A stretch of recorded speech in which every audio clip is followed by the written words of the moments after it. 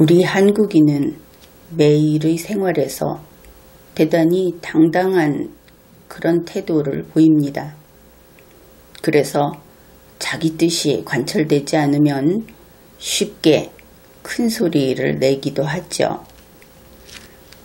그래서 우리는 국가 내에 아직도 계급이 존재하는 그런 국민들을 봤을 때 이질감을 느낍니다.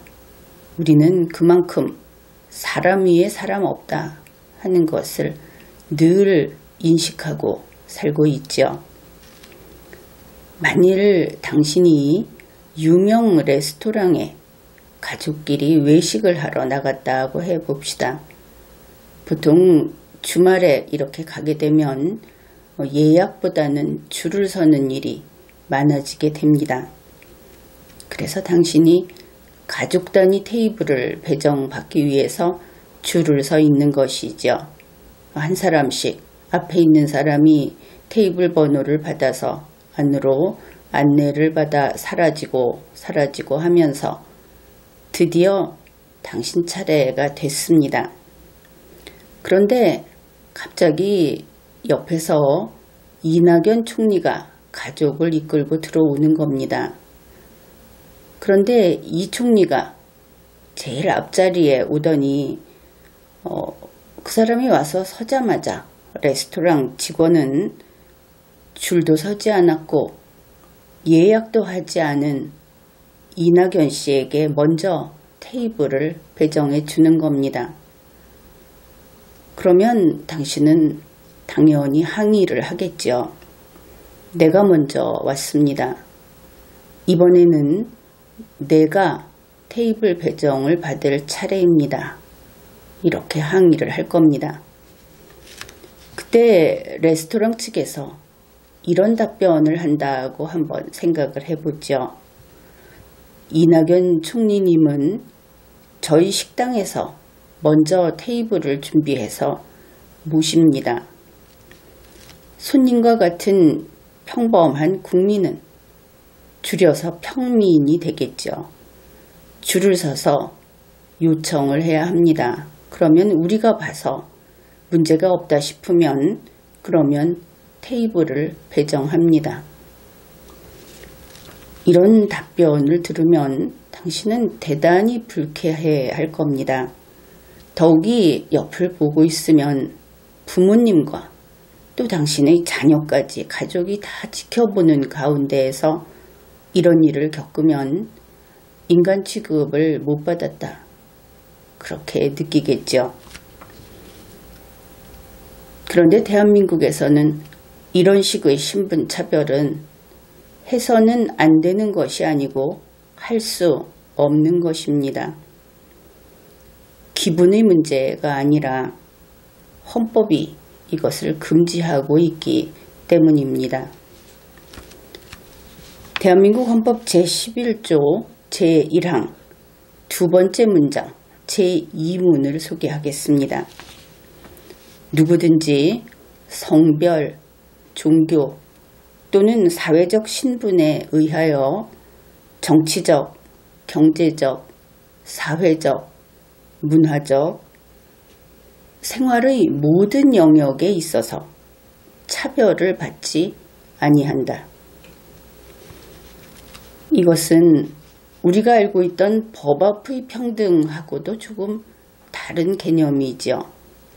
무조건 안 된다 하는 겁니다. 법 앞의 평등은 법 관계에서 평등하다 이런 것이지만 이것은 법이 아니라 일반 생활에서도 안 된다 하는 겁니다. 그러면은 헌법 위반이 되는 것이죠. 이런 식의 차별을 하게 되면 여러분이 생각할 때는 우리 국민이 법을 위반했다 하면은 개별법 위반을 생각할 겁니다. 무엇보다도 형법이라든지. 그래서 그 법을 위반하면 어떠한 형벌에 처한다 하는 규정도 같이 규정이 되어 있는 그런 것을 생각할 텐데 그러면 헌법을 위반하면 어떻게 될까? 물론 공무원이 헌법을 위반하면 어떻게 하는지는 나와 있습니다. 그렇지만 개인인 국민이 위반을 하면 어떻게 될까? 좀 생각 안 해봤던 부분이 되겠죠. 헌법을 위반하면 법률에 위임을 해서 구체적인 법 규정으로 처벌할 수 있습니다. 그런데 그것이 아니면서 헌법을 위반하면 안 되는 바로 방금 소개한 바와 같은 그런 것은 어떻게 되는가? 그것은 대한민국 국민으로서 함께 살 수 없다. 이런 평가를 받게 됩니다. 이것은 대단히 무서운 것이죠. 바로 이와 같이 헌법이 금지하는 사람을 사회적 신분 등으로 차별을 하는 그런 자는 그런 자에게서는 대한민국 국민의 자격을 박탈하는 것을 고려해야 합니다. 같이 공존할 수 없는 그런 인간이다 하는 것이죠. 구체적으로 이것이 어떻게 보장이 되고 어떻게 구현이 될 것인가 방법은 많이 있습니다.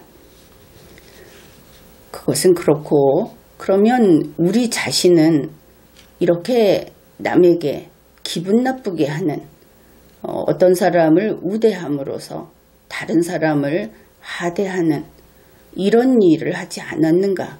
그래서 우리 자신은 국민 자격이 박탈당할 만한 그런 헌법 위반을 하고 있지 않은가? 이런 생각을 해보기로 하죠. 여러분은 어쩌면은 나는 그런 사람이 아니다. 나의 인성은 그렇지 않다. 이렇게 이야기할지도 모르겠습니다. 그러나 이제부터 우리가 논의할 이 내용들을 보게 되면 뜻밖에도 나도 그랬구나. 이런 것을 알게 될지도 모르겠습니다. 우선 당신은 전직 공무원, 이 공무원으로서 고위직이다 이렇게 하면은 우리와는 관계가 없는 겁니다. 그 공무원으로서 공무원의 그 체계 내에서 상하 관계가 정해져 있죠. 그래서 높은 사람이면 밖에서도 높은 사람 취급을 좀 하지 않습니까? 그렇지 않으면은 또 낮은 사람 취급을 하고 그래서 전직 공무원 가운데 직위가 높았던 사람에 대해서 혹시 특별히 높이 대우하지 않았는가? 그의 말은 더 신뢰할 수 있고 그의 정보는 더 정확하다. 이런 식으로 하지 않았는가? 다 같이 모였을 때 그에게 좋은 자리를 먼저 주지 않았는가? 그런 것이죠. 이런 경우 당신은 그냥 그 사람을 대우했다고 이야기하겠지만 그 자리에 있는 다른 사람들은 차별 대우를 받은 겁니다. 게다가 전직 공무원이 무슨 전문가여서 그렇게 했는가? 우리는 전문가의 이야기를 경청합니다. 우리에게 좋은 정보를 주니까. 그렇지만 전직은 현재 공무 수행을 하지 않는다는 뜻이죠. 법으로 그렇게 되어 있습니다. 공무원은 자기의 공무 수행 경험을 밖에 나와서 마구 이야기할 수 없게 되어 있죠. 따라서 그는 현재 공무의 전문가도 아니고 그가 그 공무와 관련해서 과거 공무원이었던 것과 관련해서 사회에 기여하거나 다른 국민 개인들에게 어떤 도움을 줄 수 있는 것도 아닙니다.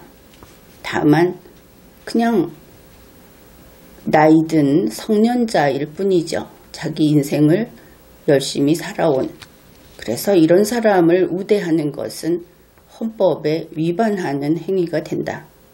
이것을 제대로 알고 있어야 하겠습니다.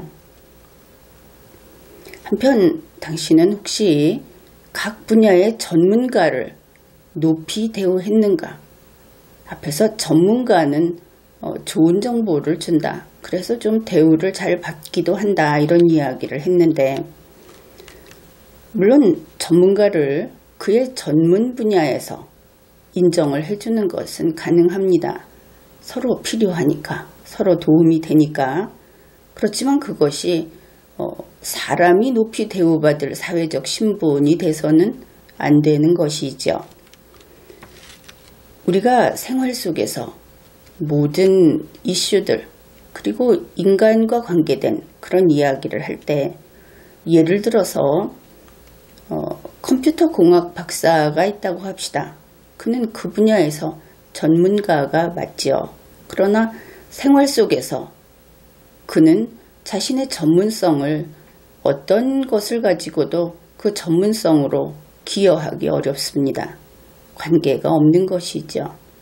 오히려 박사라는 것을 내세워서 상석을 차지하고자 한다.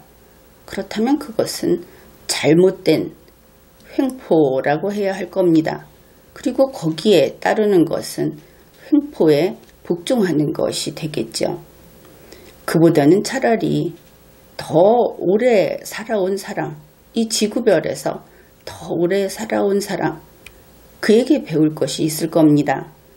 또 더 경험이 풍부한 사람, 더 생각을 많이 해본 사람, 문제 해결을 더 많이 해본 사람, 물론 그것도 자기 전문 분야에서 협소한 분야에서가 아니고 두루 인간관계에서 문제 해결을 많이 해본 사람, 오히려 이런 것을 내세우라고 하는 것이 낫지 않겠습니까? 그리고 당신은 돈 잘 버는 또는 인기 있는 직업인을 높이 대우하지 않았던가?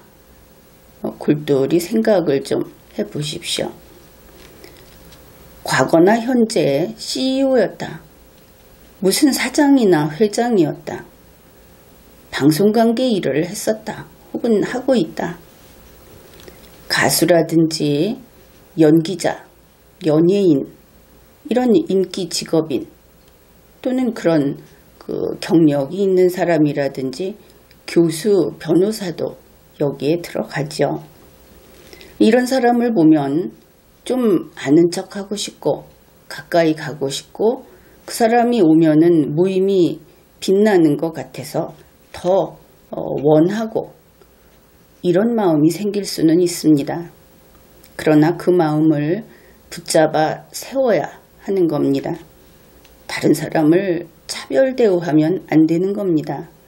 거기에서 애초에 세상을 바로 보고 논리적으로 판단하고 하는 것들이 그르쳐지기 시작하기 때문입니다. 헌법주의 국가인 대한민국에서 우리 국민의 법적 지위는 매우 높은 편입니다. 그만큼 우리 국민 각자는 그 지위에 맞게 이성적이고 리걸마인드를 지닌 그런 국민으로서 생활을 해야 하는 것이죠. 이제 구체적인 사례를 가지고 사람이 이렇게 사람 위에 사람 있는 또 모두가 지키는 질서에서 그 질서의 예외를 특별 대우를 받는 것은 잘못된 것이다. 그런 이야기를 해보기로 합시다. 서울대학교의 교수 A씨가 있습니다. 그가 집행정부, 다시 말해서 그냥 문재인 씨가 대통령의 의자에 앉아있는 그 정부의 장관이 되었다. 그런 이야기를 하려는 것입니다. 그러면 A씨의 법적 지위는 무엇입니까? 그는 장관인 공무원이 되겠죠. 우리는 흔히 교수가 장관이 되면 휴직원을 내고 장관 하다가 다시 끝나면 교수로 복직해서 돌아간다. 이런 이야기를 듣고 그러려니 합니다. 그런데 과연 그래도 되는 것일까? 이 휴직이라고 하는 것은 그것이 휴직이 아니고 퇴직 처리를 하면 정당한 교수 한 명이 그 자리에 들어갈 수 있는 자리가 되겠죠. 새로운 교수가 탄생할 수 있다고 하는 겁니다. 그러나 휴직을 해서 그 자리를 그냥 잠재워 놓게 되면 새로운 교수는 탄생하지 못하고 그 시간을 메울 대체할 사람 정도를 활용할 수 있을 겁니다. 과연 그것이 옳은가? 그것도 생각해 보아야 하겠죠. 또 다른 것은 장관의 업무라고 하는 것은 공평무사해야 하는 겁니다. 자기 자신이 서울대학교 교수의 그 신분을, 여기서 흔히 신분을 이야기하죠. 현직은 아니어도 교수 신분은 아직 가지고 있다. 그렇게 민간과 유착된 모든 관계를 끊고 가야 할 그런 공직에 서울대학교하고 특별한 관계를 유지하면서 그냥 장관으로서 근무를 하는 겁니다. 이것은 바로 불공정의 씨앗입니다. 이런 장관이 그의 업무가 특별하지 않다 하더라도 수많은 업무 가운데 자기와 특별한 관계에 있는 서울대학교에 문제가 생기면 하다못해 국무회의에 참석했을 때 팔이 안으로 굽지 않겠는가? 아무도 그렇지 않다고 말할 수 없습니다. 이 정도 되면 퇴직하고 가야 하는 것이죠. 아니면 양자택일을 해야 하는 겁니다. A씨는 장관인 공무원이 되었다. 거기까지 이야기를 했습니다. 그러면 A씨는 현재 교수가 아닙니다. 또 교수 신분은 유지한다. 이런 이야기는 하지 말기로 합시다. 왜냐하면 지금 강의하는가? 이런 의미로 이야기를 하는 것입니다. 따라서 그는 서울대학교의 교직원도 아닌 것이죠. 현재 교직원인가? 그것을 판단할 기준은 분명합니다. 그가 지금 근무 안 합니다. 한 몸으로 두 곳에 근무할 수 없죠. 따라서 그는 현직이 아닙니다. 현직이 아닌 A씨가 현직 교수로서의 업무 권한이 있겠습니까? 물론 없죠. 그래서 서울대학교의 교직원이 아닙니다. 바로 이와 같은 것들을 명백히 하는, 평소에도 판단을 할 때 명백히 하는 그런 생활 습관이 필요합니다. 그런데 이 A씨가 휴직을 신청한다든지 장관이 되기 전에 그 다음에 다시 교수로 돌아가기 위해서 복직을 신청한다든지 하는 것은 누가 하게 될까? 서울대학교가 하는 것은 아니겠죠. 그렇습니다. 그래서 서울대학교의 직원이 이것을 처리해서도 안 되는 일입니다. A씨 본인의 일이기 때문이죠. 서울대학교는 A씨를 위해서 존재하는 그런 법인이 아니기 때문입니다. A씨 자신이 해야 하는 것이다. 이것은 누구라도 알고 있는 그런 사실입니다. 만일 휴직 신청이나 복직 신청을 대신하는 어떤 직원이 있다, 사람이 있다, 그러면 그 사람은 A씨가 개인적으로 그 업무 처리를 맡기는 계약을 해서 대가를 지불하고 그런 일을 하도록 해야 하는 것입니다.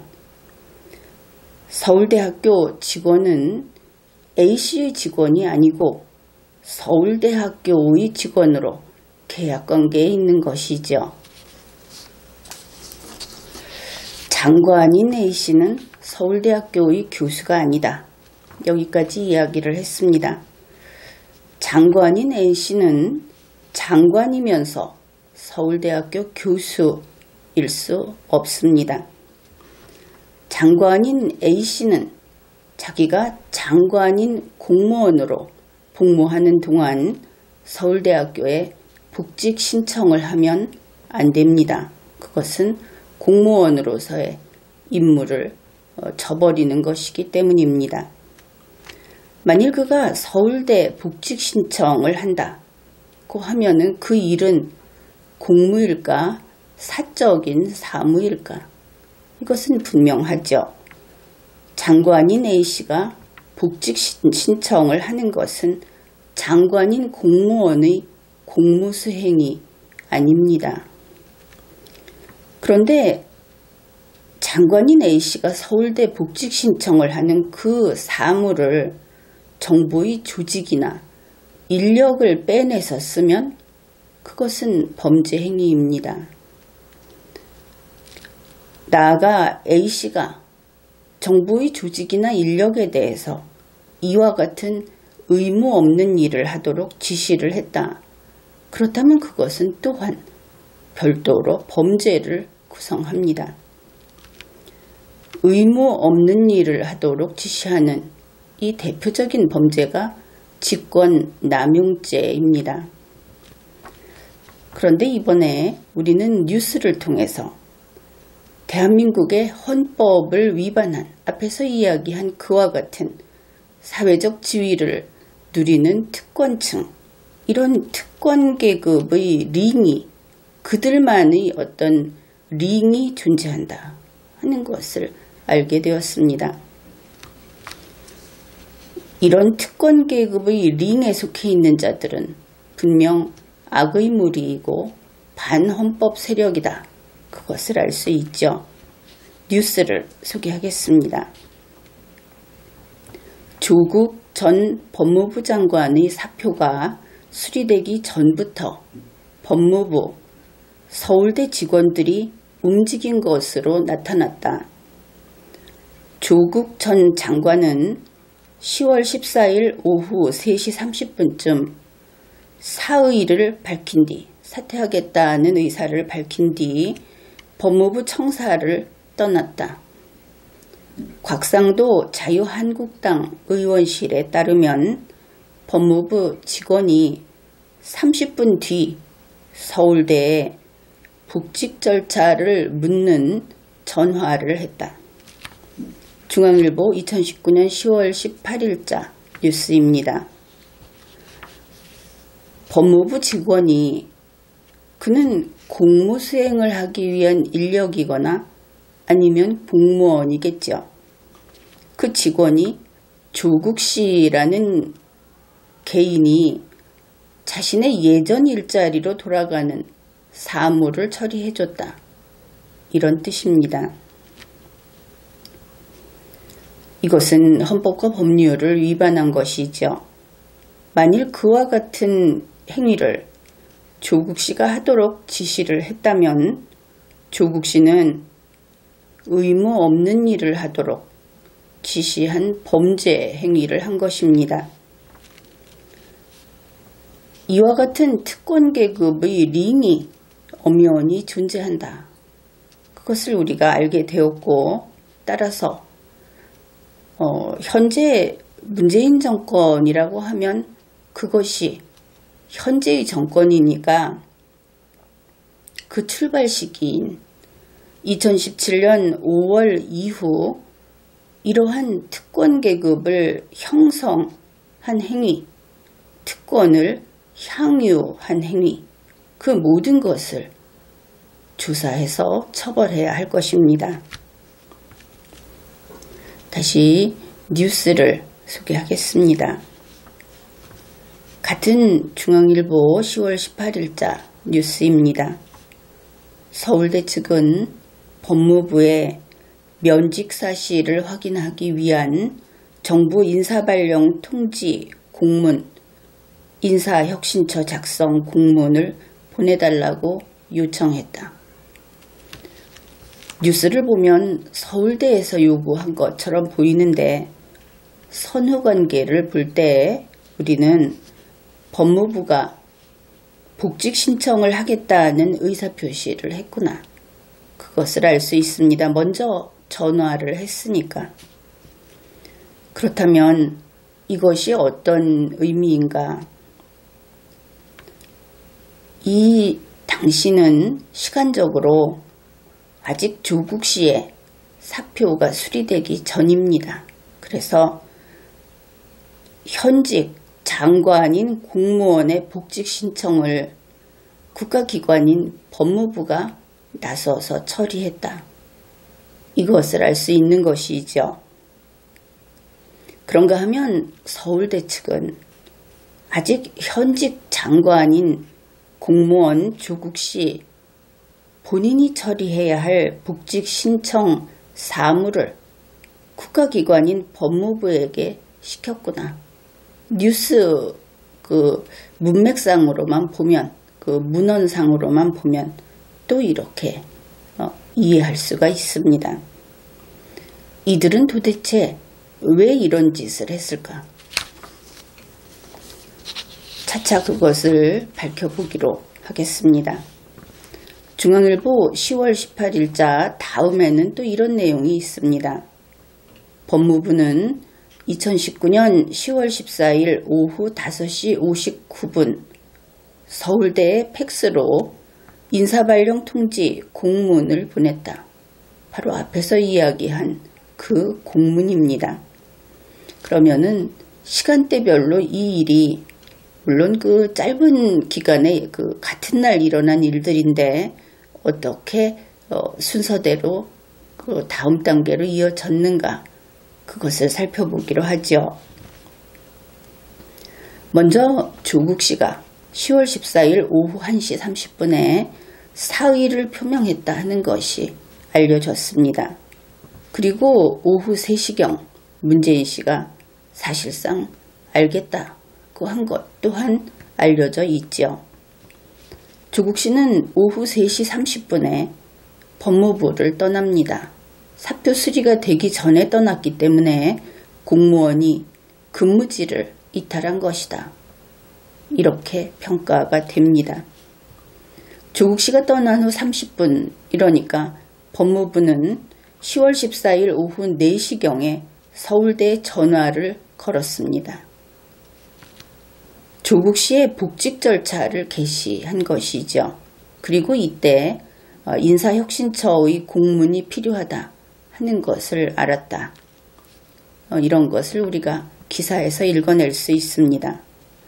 그러면 인사혁신처는 무엇을 했는가? 인사혁신처는 10월 15일자 정부 인사 발령 통지라는 것을 법무부로 보냅니다. 분명히 10월 14일인데 여기서부터 무엇인가 잘못됐다 하는 것을 여러분이 눈치챘을 겁니다. 그러면은 10월 14일에 10월 15일자 정부 인사 발령 통지를 하는 것이 합법한가 또 가능한가 이 이야기를 해봅시다. 결론부터 이야기를 하면은 10월 14일은 10월 15일이 아닙니다. 10월 14일에는 아직 10월 15일이 오지 않았습니다. 10월 15일에 일어나는 일은 10월 14일에는 일어나지 않았습니다. 그래서 10월 14일에 10월 15일자 공문 작성은 안 됩니다. 만들어도 효력이 없고 있어도 존재하지 않는 것으로 평가가 됩니다. 예를 들어 여러분이 주민센터에 가서 만약에 10월 29일이라고 해봅시다. 그때 가가지고 저는 내일자 주민등록 등본이 필요하니까 10월 30일자로 발급해 주십시오. 이렇게 한번 요청을 해보십시오. 안 되겠죠. 그런 것이 되는 경우는 없습니다. 어디에서도 없습니다. 이렇게 그냥 대충 되는 일은 없는 겁니다. 바로 이 공문은 그래서 효력이 없는 가짜다. 그렇게 이야기할 수 있고 이 공문을 근거로 조국 씨를 복직 처리한 것은 무효가 됩니다. 인사혁신처에서 정부 인사 발령 통지, 내일자 통지 이것을 보내면서 밑에 보면 팩스 수신지를 밝히고 있습니다. 팩스 수신지는 3곳입니다. 한 곳은 법무부 장관하고 혁신행정 담당관이라고 가로를 쳐놨습니다. 혁신행정 담당관이 받는다 이것을 알 수 있고 또 하나는 법무부 장관 해놓고 검찰과장 그랬습니다. 검찰과장이 받는 겁니다. 세 번째 인사혁신처장 그리고 인재정보 담당관 그러니까 이것은 인재정보 담당관이 받는 것이죠. 여기에서 우리는 법무부에서 혁신행정 담당관하고 검찰과장 이들이 이 공문을 요청했구나. 이것을 알 수 있죠. 이때가 어느 때인가 한번 생각을 해봅시다. 이날 이 시간에는 조국 씨가 갑자기 사퇴한다고 했고 문재인 씨까지도 수보회의를 1시간 뒤로 늦추고 이런 사실들이, 이런 소식들이 속보로 뜨고 전국이 시끄럽던 그런 때입니다. 그런데 그때 법무부가 뭐 했느냐. 수신처가 2곳씩 돼서 알 수 있듯이 벌써 몇 군데씩 나서서 조국 씨 서울대 복직 사무 그걸로 바빴던 겁니다. 그야말로 멋대로 놀고 있었다. 그것을 알 수 있죠. 그 다음에 인사혁신처가 이 내일자 다음 날로 돼 있는 정부 인사 발령 통지를 하고 나서 문재인 씨가 10월 14일 오후 5시 38분 그때 조국 장관의 사표를 수리합니다. 이 정부 인사 발령 통지의 시간은 아직은 나와 있지는 않습니다. 어떻든 4시 이후 그리고 오후 5시 59분 이전이라는 것은 알 수 있죠. 조국 씨 사표가 수리된 것이 오후 5시 38분입니다. 그 다음에 법무부가 오후 5시 59분에 서울대에 인사혁신처에서 받은 10월 15일자 인사발령 통지 공문을 팩스로 보냈습니다. 그러니 조국 씨 사표가 수리되고 21분 만에 조국 씨 일자리 복귀를 신청하는 업무를 법무부가 처리한 것이죠. 법무부가 조국 씨의 사조직인가? 이런 생각까지 들 겁니다. 언론에 보도된 이 이미지, 팩스 사진이 있는데 이것이 원본이 맞다면, 사실 그대로라고 한다면은 서울대가 받은 이 공문은 유효한 공문이 아닙니다. 우선 이 팩스를 잘 보면 수신자가 조국 씨가 아니죠. 조국 씨가 신청한 것이 아니다. 그것을 알 수 있습니다. 이것은 조국 씨 개인의 일자리 복귀를 위해서 신청한 문서인데, 그 문건인데 조국 씨가 아니고 국가기관이, 국가조직이 신청했다. 더구나 5시 38분 이후에 발급을 받았어야 합니다. 인사혁신처로부터. 5시 38분 이전에 인사혁신처에 요청을 했다면 이것은 위조 문건을 요청한 것이죠. 아직 대통령이 사표 수리하기 이전이니까. 그래서 5시 38분 이후에 요청해서 그 이후에 발급받았어야 한다. 이렇게 됩니다. 이것은 팩스 시간을 확인하면 금세 알아볼 수 있습니다. 여기에 문제는 또 있죠. 5시 38분 이후에 이것을 받았다고 한다면 조국 씨는 법무부 장관이 아닙니다. 법무부에서 수신한 팩스, 그것을 요구할 자격이 없는 것이죠. 어디까지나 법무부 장관이라고 하는 것은 개인의 것이 아니고 국가 공무원으로서의 지위이기 때문에 거기에서 나가면 아무것도, 쓰다 남은 것도 가져갈 수 없는 것입니다. 여기에 이것이 무효인 근거가 하나 더 있습니다. 인사혁신처에서 10월 14일에 10월 15일자 정부 인사 발령 통지라고 하는 것을 팩스로 보냈는데 이 문건에는 조국 씨와 김미경 씨 두 사람의 인사 발령 통지를 한 문건에 담고 있습니다. 그런데 이것을 서울대에 보냈다. 그렇다면 조국 씨의 복직 신청 서류에 김미경 씨의 공문이 함께 한 장으로 붙어서 제출이 된 겁니다. 이런 공문은 효력이 없습니다. 법무부가 만일 이 공문을 서울대에 팩스 전송을 한 것이 맞다. 이것은 다시 또 세밀히 확인이 되어야 할 부분이니까 그렇다면 이 경우 법무부는 어떤 책임이 있는가? 김미경 씨 부분에 있어서 정부의 내부 문건을 유출한 그런 범죄 행위를 한 것이 됩니다.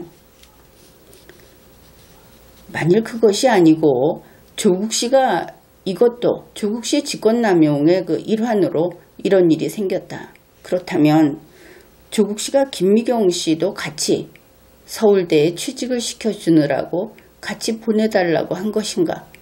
그것도 밝혀야 하겠죠. 그래서 법무부가 김미경 씨의 일자리 사무까지 집행을 한 것인가? 죄가 자꾸 쌓이고 쌓이는 것을 알 수 있습니다. 이 김미경 씨가 누구인가? 그것도 간략히 알아보기로 합시다. 김미경 씨는 2004년부터 법무법인 해마루의 변호사였습니다. 그것으로 보아 친노무현계 인물이다. 이렇게 짐작은 해볼 수 있겠습니다.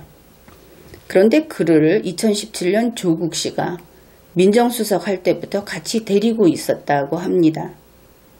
그뿐 아니라 김미경 씨는 강제징용 소송 1심과 2심 변호인을 했고 나아가 2018년 11월 대법원에서 승소를 했던 그 3심 때도 역시 변호인이었다고 합니다.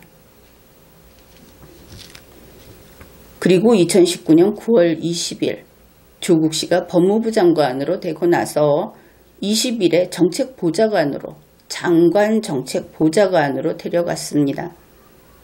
특이한 것은 정책보좌관은 여러 사람이 있습니다.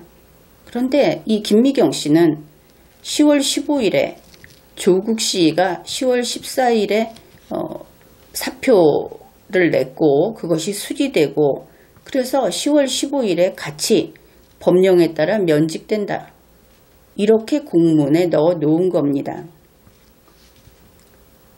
법령에 따라 면직이 된다 하는 것은 조국 씨 개인이 데리고 다닌다. 이런 뜻이 되겠죠. 나머지 사람들은 그대로 있는 것으로 보아. 여기까지의 내용을 몇 가지로 정리해 보기로 합시다. 인사혁신처는 10월 15일자 공문을 10월 14일에 발급하면 안 됩니다. 이렇게 발급한 공문은 무효입니다. 이러한 공문을 발급한 인사혁신처는 책임이 있습니다. 유책합니다. 법무부는 10월 14일에 인사혁신처에게 10월 15일자 공문을 요구하면 안 됩니다.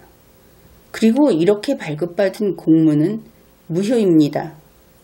이 공문을 요구한 법무부는 유책합니다. 법무부는 10월 15일자 공문을 10월 14일에 집행하면 안 됩니다. 이 집행이라는 것은 외부에 사용한 것을 뜻합니다. 예를 들어 팩스 발송을 하든지 유포하든지 하는 것 등이 되겠습니다. 이와 같은 행위를 하는 것은 유책합니다. 그리고 이때 팩스로 보내거나 유포한 공문은 무효입니다. 서울대는 10월 14일에 받은 10월 15일자 발급 공문, 척 봐도 존재하지 않는 공문, 무효인 공문을 접수하면 안 됩니다. 이 공문은 무효입니다. 이것을 접수해서 사무 처리를 한 행위는 유책합니다. 물론 그 사무 처리는 조국 씨의 복직 사무 처리가 되겠습니다. 지금까지 본 내용은 이렇습니다. 서울대 복직을 위한 서류가 2건이 필요하다. 그 중에 한 건인 정부 인사발령 통지 공문은 허위 내지 위조 문서로서 그 효력이 없다. 따라서 조국 씨의 복직은 효력이 없다. 이것을 살펴보았습니다.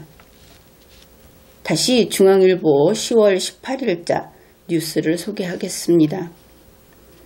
복직 신청서는 팩스로 공문을 받은 뒤 그러니까 팩스로 서울대가 공문을 받은 뒤에 서울대 직원이 직접 작성했다고 한다. 서울대 직원이 조국 씨의 복직 신청서를 작성했다는 겁니다. 그러면 서울대 직원은 조국 씨가 아니죠. 이것은 분명하죠. 조국 씨의 복직 신청서는 조국 씨 자신이 작성을 해야 합니다. 그럴 수 없을 경우에 또 서울대에서 대리 작성을 허용한다는 규정이 있을 경우에 위임장을 가진 대리인이 작성할 수 있습니다. 이 두 가지 이외에는 복직 신청서는 작성될 수 없습니다. 이것도 마찬가지로 언론에 보도된 그 복직원이라고 하는 그 복직 신청서, 그것이 사실이라고 한다면, 사실이라고 이것은 밝혀놓은 것 같기도 합니다. 거기에 신청일이 2019년 10월 14일로 되어 있습니다. 그리고 이 복직원 그 맨 끝에 여기에 앞에 이야기한 그 인사혁신처에서 보낸 그 공문이 첨부되어 있다고 표시를 했습니다. 10월 15일자 공문. 여기에서 서로 맞지 않고 여기에 대해서 범죄로 인정이 된다면 범죄의 증거가 그냥 한 장에 그대로 나타나 있는 것이죠. 10월 14일 5시 59분에 법무부로부터 팩스를 받고 그 후 그때로부터 10월 14일 자정까지 사이에 이 조국 씨의 복직 신청서를 서울대 직원이 셀프 작성해서 접수를 했다. 이것을 알 수 있습니다. 서울대 학교 직원이 조국 씨의 개인 사무를 처리했다. 이렇게 되는 것이죠. 그러면 이 서류 작성을 하고 접수를 한 서울대 직원은 조국 씨 개인이 고용한 근로자인가? 그럴 리는 없겠죠. 따라서 이 복직 신청서 여기에 조국 씨의 위임장이 첨부되어 있지 않다면 일단 이 직원은 서울대의 업무를 업무를 방해한 그 책임을 져야 합니다. 그래서 이 부분은 어떻게 되어야 하는가 하면은 위임장이 먼저 있어야 합니다. 시간적으로 먼저 성립한 유효한 위임장이 있고 그 다음에 그것을 첨부한 상태에서만 복직원을 서울대 직원이 작성할 수 있는 겁니다. 작성권이 없으면 대신 쓰면 무조건 다 위조입니다. 그래서 위임장이 먼저 존재하고 그 다음에 복직원을 작성했어야 한다. 그렇지 않을 가능성이 많죠. 어떻든 그렇지 않다고 한다면 최종적으로 그렇지 않다. 이렇게 되면 이 복직원 자체도 무효로 됩니다. 그러면 이 경우는 어떻게 되는가? 서울대 학교에 복직하는 데 필요한 서류가 2개가 있다고 했습니다. 그 중에 한 가지, 그 정부의 공문, 그거 무효입니다. 2번째, 복직원, 본인이 직접 쓰는 복직하겠습니다 하는 신청서, 이거 무효입니다. 이렇게 되는 것이죠. 그뿐 아니라 이 경우는 서울대의 업무방해 행위 또한 책임을 져야 합니다. 처벌받는 것입니다. 그래서 이러한 일들을 하고 조국 씨에게는 어떤 이득이 생겼는가?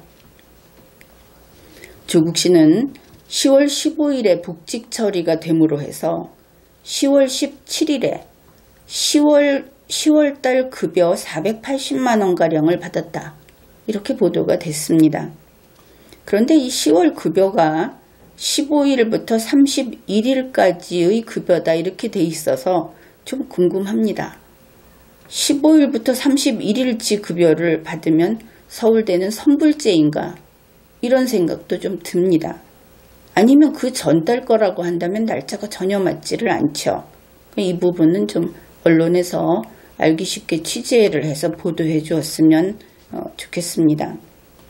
그뿐 아니라 10월 18일에는 법무부 장관의 급여를 약 620만 원 정도를 받게 된다고 합니다. 이것은 그 9월 17일부터 10월 17일까지인가 이렇게 생각해 볼 수 있겠죠. 어떻든 이와 같은 무효인 서류를 가지고 복직 처리를 함으로써 조국 씨에게 금전적인 이득이 발생했다. 이것을 알 수 있습니다. 우선 2019년 10월 15일 조국 씨의 복직은 그 공문 부분만 보더라도 그 요건을 갖추지 못한 것으로서 무효다. 이렇게 봐야 할 겁니다. 그런데 그뿐 아니라 이 대리 작성을 한 부분이라든지 또 공문을 14일에 15일자를 미리 보내게 결국은 위조를 하도록 한 이런 것이 고의범죄로서 그 혐의를 두게 된다면 그러면 조국 씨가 이러한 금전적 이득을 본 데 대해서 새로운 사기죄가 성립이 될 수도 있습니다. 여기에 대한 엄정한 수사가 있어야 하겠습니다. 그뿐 아니라 이미 대학에서는 학기가 시작이 되었습니다. 벌써 되었죠. 그런데 10월 14일에 이르러 조국 씨 법무부 서울대가 마치 한 몸처럼 움직여서 이와 같이 절차를 무시하고 서류를 위조 또 직권남용을 행하고 이렇게 해서 조국 씨의 복직 처분을 받아냈다. 조국 씨는 돈도 몇백만 원씩 이렇게 그냥 수업도 전혀 하지 않았으면서 받았다. 이것이 우리가 뉴스를 통해서 알게 된 그런 내용입니다. 이것은 앞에서 이야기했듯이 헌법 위반 행위입니다. 국가기관인 법무부 그리고 인사행정처 대통령이 사표를 수리하기 90분 전에 조국 장관 또 서울대가 무엇입니까? 이제는 국립대학은 아니죠. 법률에 근거하여 설치된 국립대학법인입니다. 앞에 이름이 붙어 있어도 이것은 그냥 법률에 근거한 법인인 것이죠. 법인으로서 법률을 위배하면 해산돼야 합니다. 하여튼 이런 곳에서 헌법 위반을 했다 하는 것이죠. 이들의 헌법 위반 행위, 특권 계급을 창설하고 그것을 유지 관리하는 이것은 죄악입니다. 엄연한 무시무시한 죄악인 것이죠. 우리 국민 모두를 국민의 그 고귀한 인권을 이들이 계급을 다시 살려냄으로써 인간을 존엄하지 않은 존재로 인간을 차등적으로 대하는 그런 짓을 한 것은 명백히 근절되어야 하는 악입니다. 그래서 이들은 다 수사를 해야 하고 거기에 걸맞는 죄값을 치러야 합니다. 그뿐 아니라 각 기관들도 기관이 이런 데 앞장을 섰다 하는 데에서는 기관에 대해서는 사형 선고를 내릴 수 있죠. 그것은 기관 해체 혹은 편제를 바꾸는 그런 방법이 있습니다. 여기에 대해서 다 같이 고민을 해보기로 합시다. 바로 그것이 법이기 때문입니다. 지금까지 리걸마인드 연구소였습니다.